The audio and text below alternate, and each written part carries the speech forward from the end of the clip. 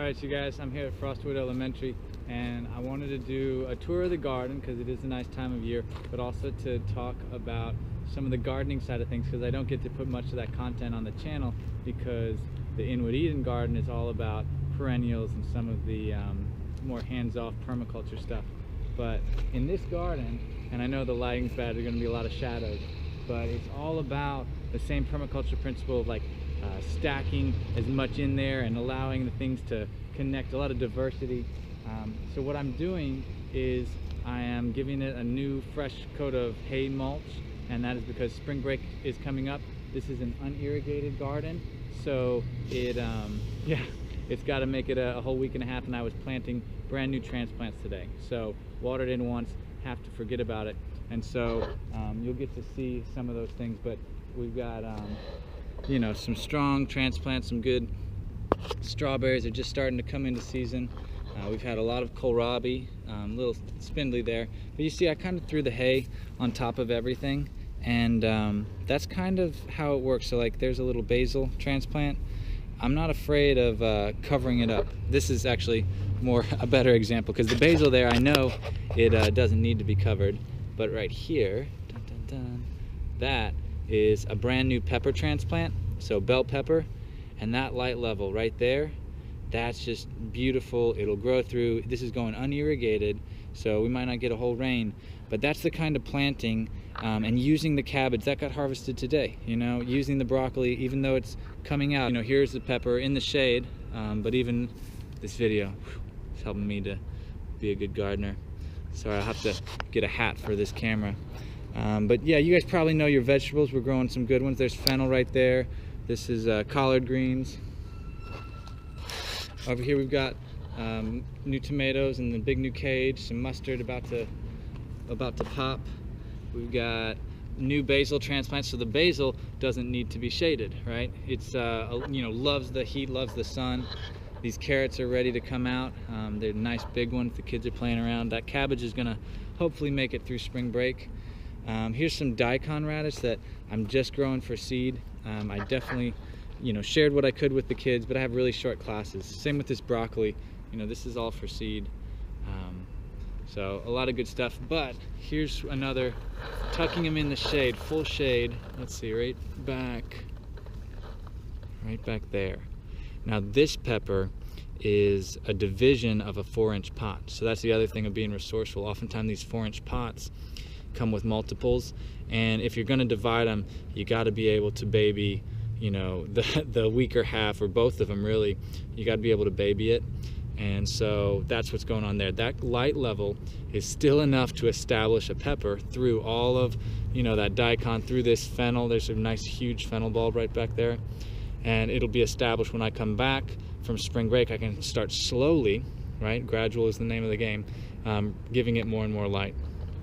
There's a longevity spinach that also just went in, and they've been watered in and everything. Oh, I wish it wasn't so sunny. There. Check out this kohlrabi. Dun dun dun. So this is what happens. Yeah, it's that big. That's what happens when you don't harvest. That kohlrabi's been in the ground since November probably. So it went through winter, went through the freeze, but it's the biggest I've seen. There's little Brussels sprouts. We picked a few off, but they're going bad. We ate this cabbage. I accidentally stopped the video. We ate this cabbage today, so that found a good home. Most of this lettuce and arugula has just gone to seed.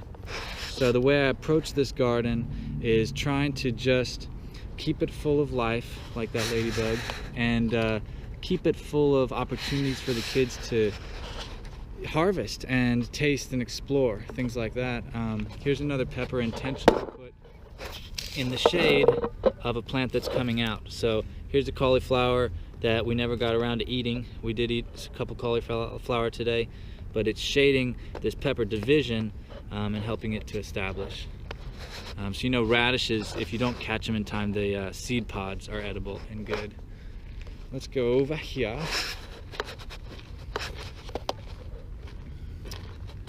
Some more deep hay, setting up for success.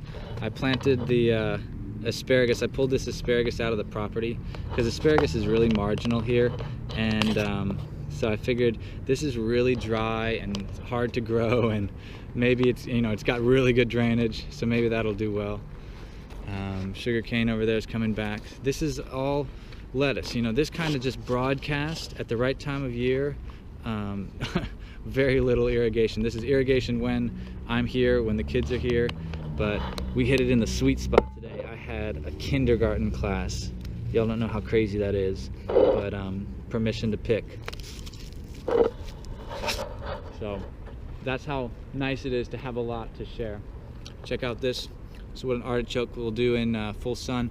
This one was not even planted on time. This was super late, super root bound, 4-inch transplant. But that's what right plant, right place. This bed, really well drained, you know, really sandy soil, just perfect for that kind of plant in this time of year. So that'll be a pretty flower. The strawberries. This is what your strawberry plant is supposed to look like. That's one plant right there. And these were planted a little bit late, so it was probably like November 1st, end of October. But it's really full hot sun. You know, the sun just dropped behind that wall. But this is really good sandy soil, so they really just, they popped. And most of this, so they were probably this size. Here's one a little smaller.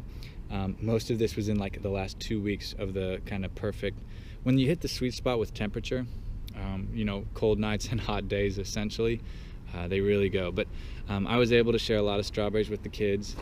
This gap, so I planted this whole bed in strawberries. This gap is soil from the ground up. Everything else was here before. It was probably Nature's Way. That's the quality supplier. But this is a lesson. If you're in Houston, don't buy material from the ground up. It's all junk. This is what I'm talking about. This strawberry plant planted the same time as this strawberry plant.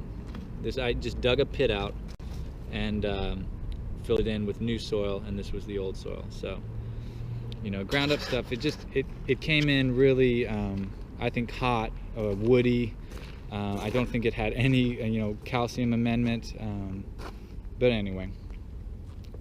So I'm probably gonna squirt the hay in, but I'm not gonna necessarily irrigate through it. There's no need to pack it down. The loft is the value that I'm getting out of it. I've put a lot of heavier hay. I had some wet hay around like transplants like these tomatoes for fertility. Using hay for fertility and using hay for cooling the soil and preserving the moisture are just subtle differences that you can kind of tap into. But here are a couple cherry tomatoes. This is going to be a pretty good cabbage if it doesn't get sunburned. It's still real soft, but it's got a good size to it. This was a massive Napa cabbage, and this was a fun one. So this is like the garden hacks kind of stuff. So I stuck these seeds in the week before I was going to harvest the cabbage. So that was 2 weeks ago. But then, you know, like knowing it was coming, I was like reaching way under these leaves to poke some seeds in because I wanted to be able to turn this space over really, really fast. So this is like summer squash, and you can picture there was a cabbage that had a rosette of leaves like on top of that oregano right there. And seeds don't need sunlight to germinate. It was warm enough that last week. So that's the little thing. Just always planning ahead, sticking the seeds in early, using, knowing what's coming out, right? So what's coming out here? Broccoli, that's coming out. Cabbage, that's coming out. You know, the sorrel eventually will come out. Oregano will be around. That kind of stuff. Let's see, big old kales. And man, it's a great time of year. They actually taste good. They don't taste good during the summer.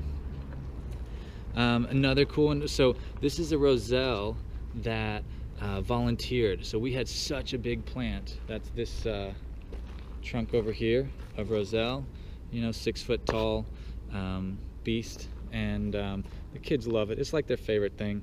So there were seedlings popping up in the rocks, and I rescued that one before it got trampled. Here's some more squash coming up in the shade, being protected by, you know, roselle stem being shaded. The broccoli is coming out. Boom, it's going to hit light right when it needs it. Over here, here's more. So, you know, intentionally leaving some hay on top of that pepper, just that little bit, is going to help it through the next week of establishment. These are like bell peppers. And so for this space, let's break it down. It's actually not crowded. I wish it had more in it. I lose a lot of the green beans to the roly-poly pressure here is really high. But there's squash right there that's going to get big. Kale is going up. It's going to create some light underneath. The broccoli is coming out. The mint is going to spread. So I just have to protect that pepper from the mint covering it. And then I have opportunities to plant some other things. Probably eggplant and okra are the next big ones, but they're a good bit off. Here's some stevia that made it through the freeze, a little trooper. There's a good sized stevia right behind us. It got a little more heat. Strawberries almost ready. And another carrot patch of almost ready. This carrot patch is after the other one. So knowing, you know, the phasing, there's kind of some space here as the carrots will come out for another big thing. I'll probably save it for eggplant. There's the one section of beans that somehow made it, and that's nice to have. I should have showed you where there was just a bunch of sticks because the roly-polies ate everything.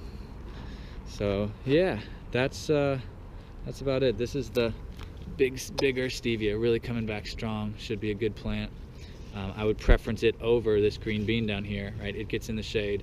The radishes, they can come out now, you know, for light. Not to come out, but just that move right there. Put a tomato leaf on top, put the green bean on top. That is all it takes. You know, you encourage what you want and a little discouragement, and that's enough. Keep that soil covered. But anyway, I wanted some stevia. All right, you guys.